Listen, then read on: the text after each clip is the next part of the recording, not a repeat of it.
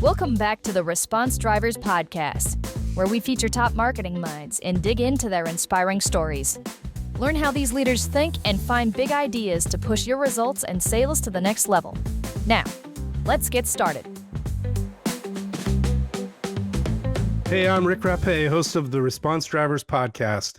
Here I dive deep with marketing experts and innovators to learn how they approach targeted marketing and use data-driven strategies to acquire and retain customers. We'll talk about what's working, what's changing, and how we can stay ahead in an evolving marketing landscape. Response Drivers is brought to you by RPM Direct Marketing. RPM helps companies develop hard-hitting direct mail, creative, and utilize advanced testing and targeting methodologies to reach customers and prospects. Our goal is to fully optimize your marketing performance to drive more sales and exceed growth expectations. RPM delivers smarter, more profitable direct mail solutions so you can turn your direct mail programs into a predictable, efficient sales channel. Check out rpmdm.com to learn more. Well, my guest today is Mark Levy. Mark is a 25-year product and customer experience expert. He's led CX and digital transformation at major companies like Comcast, AT&T, Nokia, and Jaguar Land Rover, and currently heads product and CX at a leading U.S. fiber internet provider.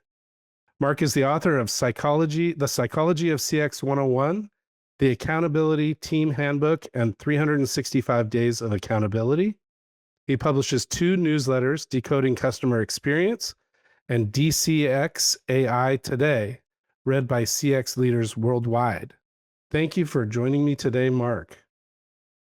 Thanks, Rick. I really appreciate the opportunity to talk with you. Well, to start, could you walk us through your career journey from your earlier roles in telecom, digital experience, and product to your current role? Sure, absolutely. So my career is pretty varied. Started out in the music business, then moved to the film business, then the film music business, and then technology. And along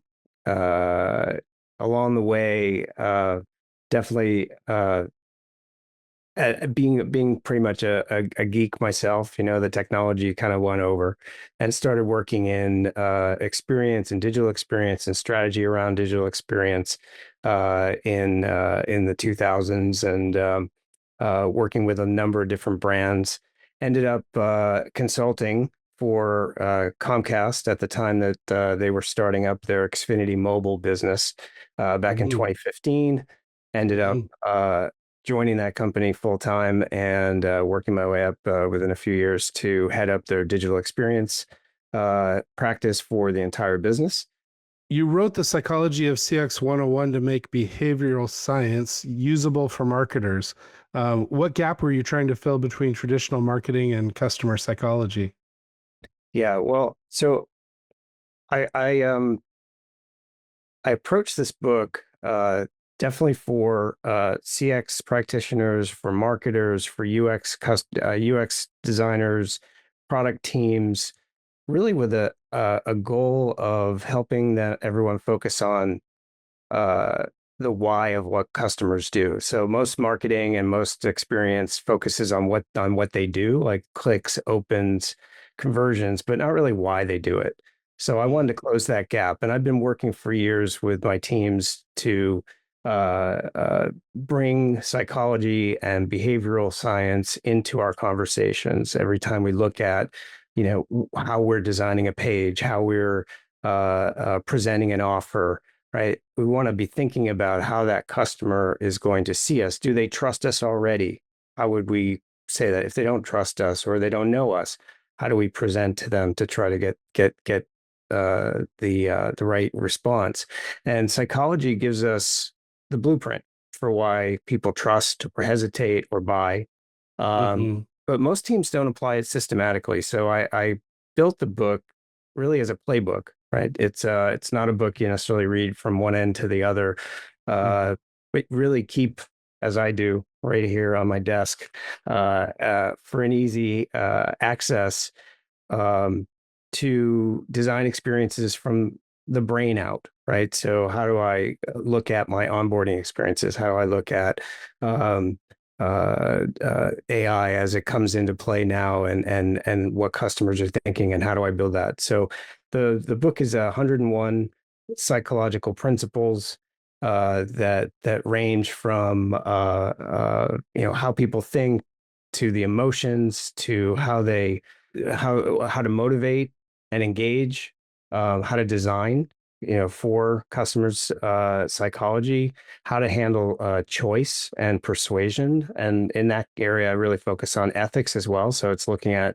how people uh, use these principles in an ethical manner, right? There's certainly opportunities to not. And my focus is really on helping people see the opportunities to build better experiences, better relationships. And then I also have a section on AI and digital psychology, kind of where tech meets that human behavior. Yeah. Would you say your focus has been more on digital experiences and that end of the spectrum? No, I mean, within the book, I go all over. It's Okay. everything from looking at, there's many stories of different companies, from retailers to hotels to banks to digital SaaS experiences, those kind of things, and um, really the principles can work for any business. Everyone has a kind of an Hmm. LB GUPS kind of Hmm. process, right? How do I train my customers on what they need to know in order to make the decision to buy?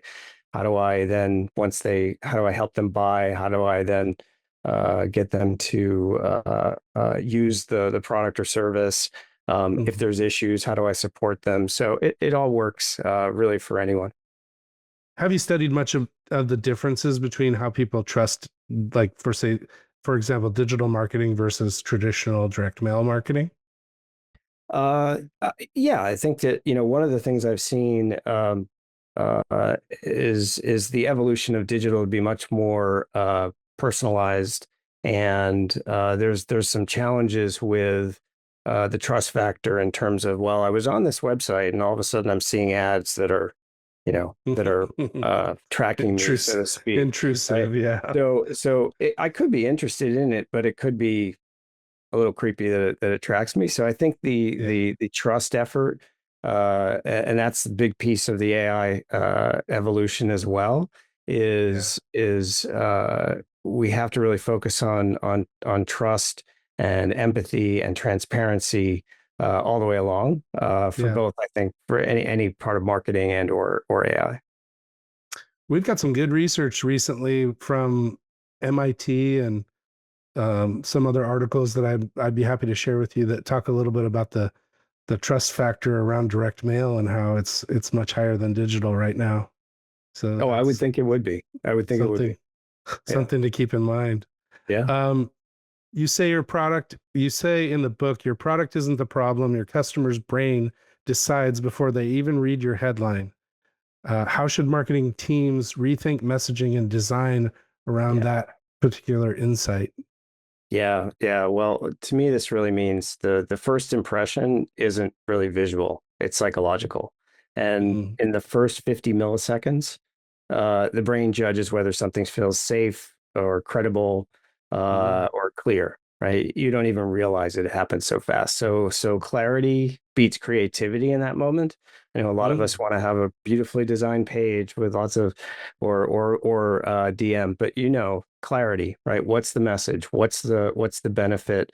So if your landing page, your subject line, the message on the DM, like, if that forces people to think too hard, you're going to lose them. So I tell teams, really, your design isn't about art direction; it's really trust direction. Yeah, I always heard as a young marketing person coming up that, people scan marketing messages for what's in it for me immediately. Like Totally. that's what they're looking for. And if there's not something that immediately grabs them that is there for them, then they move on and obviously go on to the next thing. Yep. What are one or two of the top psychological principles that every marketing leader should understand right now? Yeah.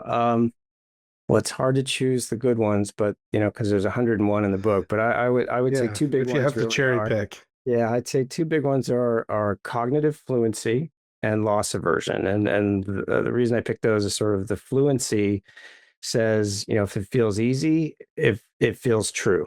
So simplify copy, visuals, and navigation, similar to what we were talking about there. If you have cognitive overload, right, too much information, creative design with lines all over the place and things that are like moving people's eyes they're not focused on it. You really want to focus on simplicity. And then loss aversion, really it says, people are twice as sensitive to losses as to equivalent gains. So instead of saying something like save 10%, you could use something like don't miss your 10% savings, right? So kind of lean into that. Do it with ethics, right? Don't try to create some loss that isn't real. But there's different ways to frame these types of messages, and I think both are small shifts, but they can really drive huge revenue impacts. Yeah, we've done a lot of testing around that kind of offer positioning for our clients, and it's surprising how big of a difference you can get in response rates and conversion rates just based on the same offer, but framed differently. It's really interesting. So important these days to be a data-driven marketer and to actually test and learn. So that's one of the areas that we're definitely focusing on and interested in. You described cognitive fluency. That the process has to be easy, and easy is equal to trust. How does simplicity translate into measurable business outcomes? Yeah. So we've tested this across dozens of companies. When you remove complexity, you increase confidence. I was working with a company years ago, like one team, they cut their sign up form from 12 fields to 4, and completions rose 28%.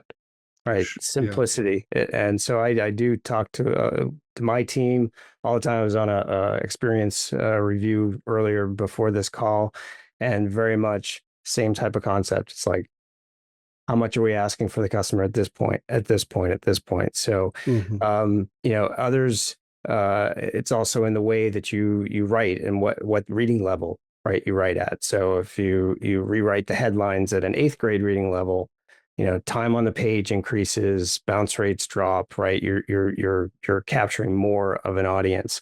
And I don't call it dumbing down. It's really removing friction, right? It's focusing on how can we serve that customer so that our message gets across and drive that trust. So, for example, if an internet and cable company wanted to market multiple products at the same time in a piece, or put forth like a good, better, best offer, would you recommend not doing that and kind of focusing in on one offer at a time and keeping it very simple? Well, I think there's different options. So like when you're looking at the speed options, let's say for internet, or you're looking at let's say you're looking at speed options, right? You do want to put you want to kind of anchor where you think you want this customer to go, but then provide options that might be above and below. So I think, keeping it simple, not showing, 10 options at once, but maybe 3 or 4 in an email or direct mail where we're sending something out. I'd rather keep it to like one message, very clear. This is what we're offering. If there's something, extra or related to it, maybe put it on the back and try to, give it, but really be very focused on that single product. And because otherwise you still, from a testing perspective, you don't know what the real response is, like what the reason is that they responded to it. So that's how I would put that into play. Many brands invest in performance marketing, but they ignore emotion. Why is the emotional connection still the most powerful growth strategy? Yeah, I think it's because emotion drives memory. Right. And customers remember how we make them feel, right? They may remember a bit of what we say, but it's really how they feel. Do they feel confident? Do they feel like we're thinking about them, that we have their best desires in mind. Mm-hmm.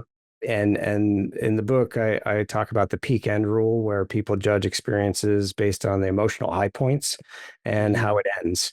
And really, when we're looking at journeys, it's important, I think, to design with those moments, design those moments intentionally, right? A moment of surprise or relief, and a positive finish, really makes a difference. Some people try to, like, optimize every single step along the journey, but in the end, it's really like, how did they feel at the end? And was there a moment that kind of, I like it when there's a moment where maybe something gets filled in automatically for you, or there's just an element of it that says, we were thinking about you and as we designed this, but then really how it ends and making sure that it's a positive experience at the end. And you can outcompete brands spending 10x on media if you just focus on the peak and the end.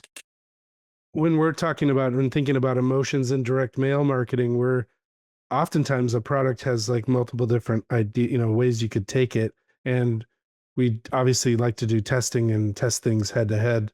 Um, what's your impression of like a fear approach versus a sort of much more positive approach? Do you have any bias towards one or the other? Fear in terms of loss, or Yeah, like fear. Yeah, fear of loss. yeah. Like insurance would be a good example. If I was marketing for insurance, obviously you can take a fear sort of approach, or you can take a positive approach.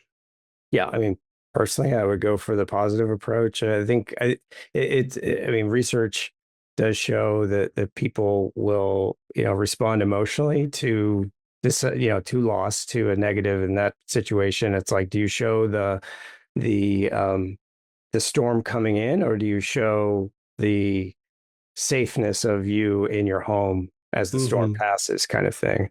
Right. Personally, I'm more for showing you that you're protected and safe in in light of something that might go on, as opposed to Mm-hmm. going, here's the something to be afraid of. Yeah. That's just me.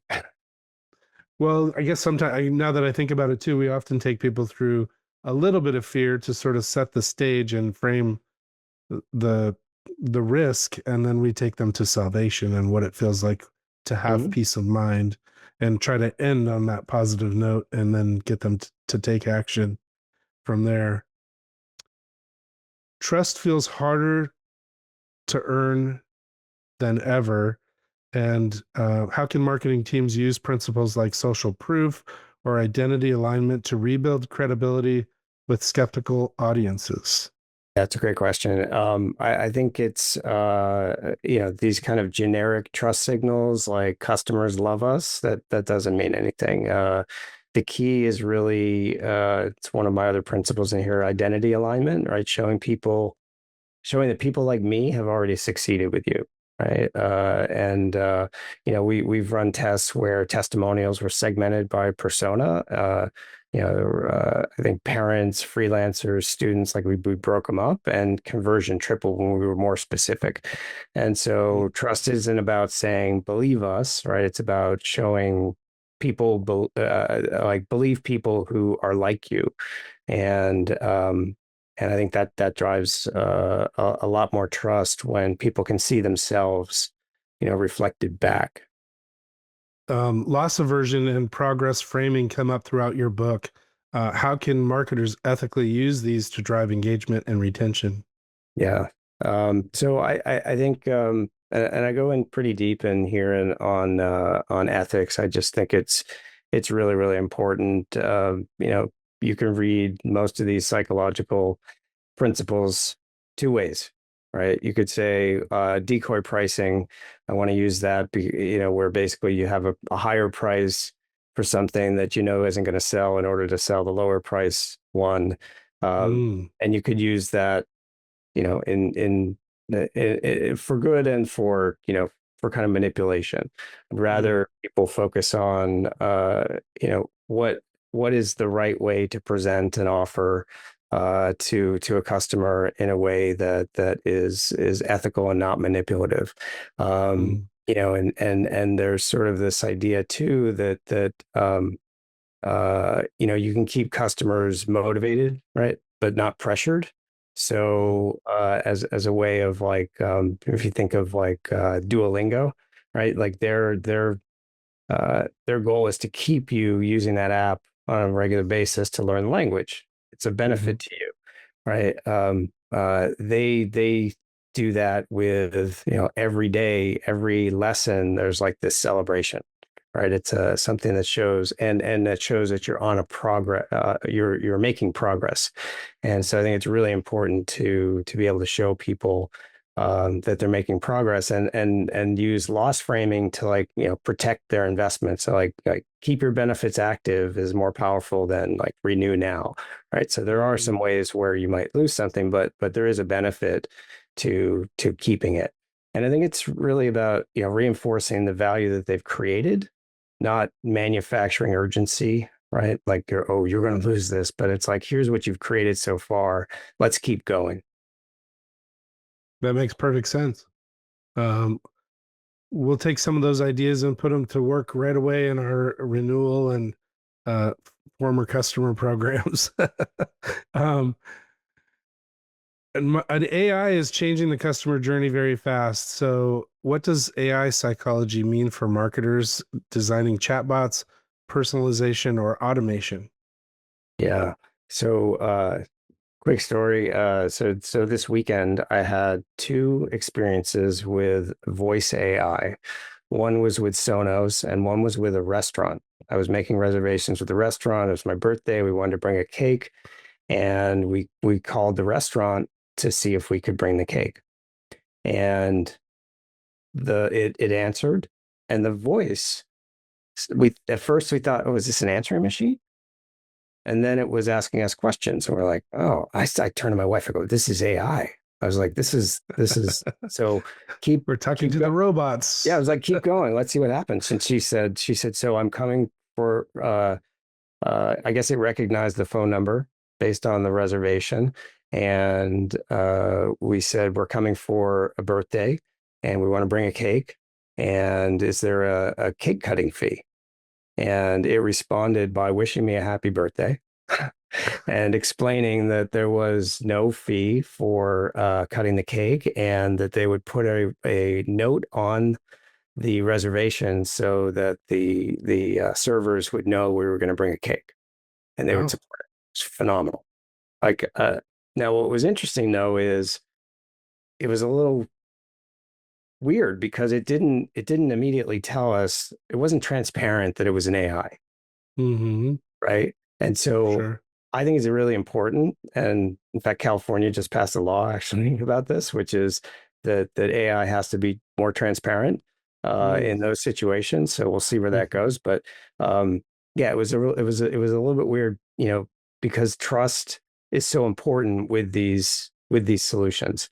The experience I had with Sonos was somewhat similar. It was asking me questions about the issue that I had, and it immediately, and I could tell it was an AI. It told me it was an AI at the beginning, and then it immediately said, "I can't help you. Let me get you an agent."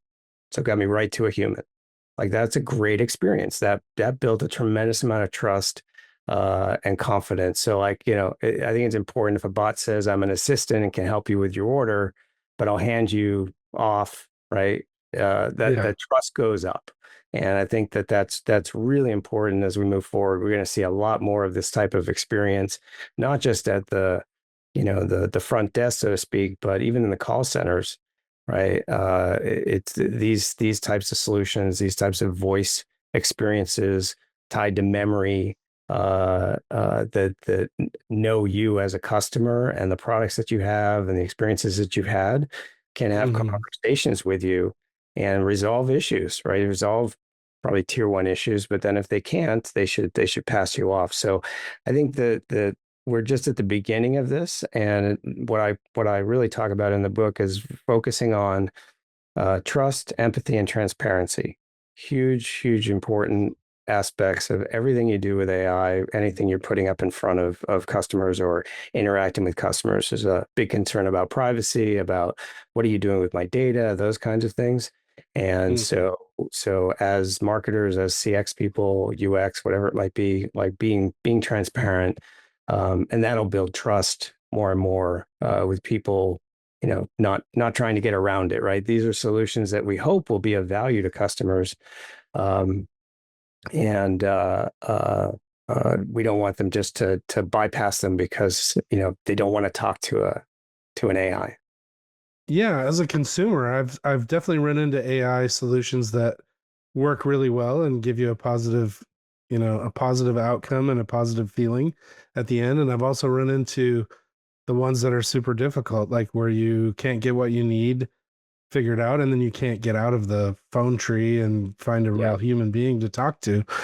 And I wonder if consumers are just gonna, well, if they're gonna be open-minded. I think us as marketers and product people, we're open-minded to try new things and to experiment a little bit and see how it goes. But I wonder if consumers will judge it based on the lowest common denominator experience that they've had, and then kind of shut down a little bit. I guess we'll see. Well, I think more and more people. I mean, look at those ads that Gemini does on TV, right? They're all about talking, have a conversation with AI. So I Yeah. think there's a lot more as people get more comfortable with that. Same with ChatGPT and others that Yeah. these types of experiences will be accepted. Um, but there are people. I mean, my wife is someone who, if she has an issue, she wants to talk to a human. I, on the other hand, want to go as far away as I can, and I will try everything I can, digital, online searches, whatever it is. So, because I think I can get it faster or whatever. She wants to be able to ask follow-up questions. She wants to make sure, right? Sure. So there's a balance, and businesses are going to need to be able to deliver for all different types of customers.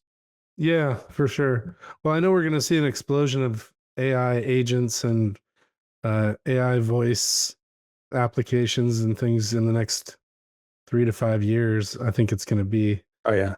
transformative in a lot of industries. So it's definitely something that we have to learn to work with and optimize as we go.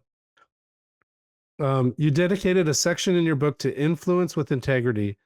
So how do you draw the line between persuasion and manipulation in marketing? You mentioned that in one of your previous answers, and I just wanted to circle back on that. Sure. And Yeah. So I use a simple 3-question test. Does it Mhm. respect customer autonomy?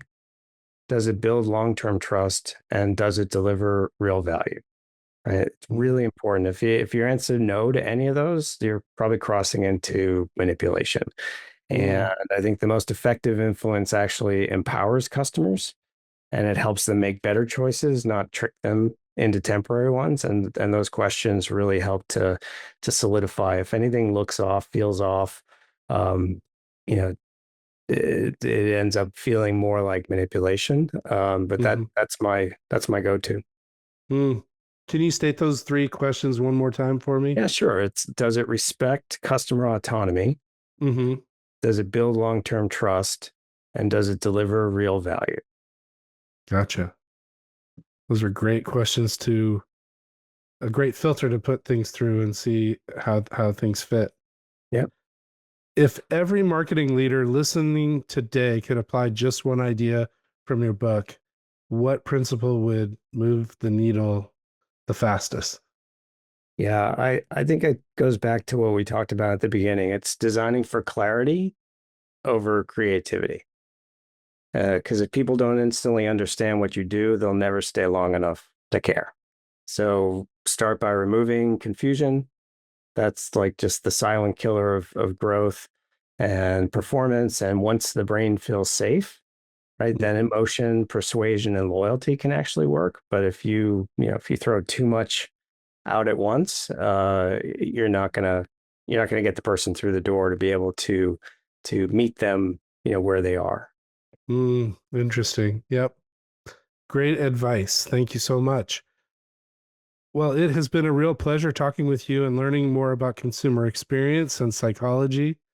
And I look forward to reading your book. I will be buying it. And if anybody else is interested in it, be sure to go to Amazon right now and buy the book, The Psychology of CX 101. If people want to reach out to you and get in touch, what's the best way for them to reach out and get in touch with you? Yeah, so probably the best is LinkedIn. Just look up Mark Levy, CX. Yeah, that's the best way. Perfect. Well, Mark, thank you again for your time and sharing your expertise today. And I'll let you go. Bye for now. Thanks, Rick. Appreciate it. That's a wrap for this episode of Response Drivers. Thanks for tuning in. If you found today's insights valuable, make sure to subscribe so you never miss an episode. And if you're enjoying the show, we'd love it if you left a review. Got a question or a topic you'd like us to cover? Just drop us a message at responsdrivers@rpmdm.com. Until next time, keep driving response and making your marketing work smarter.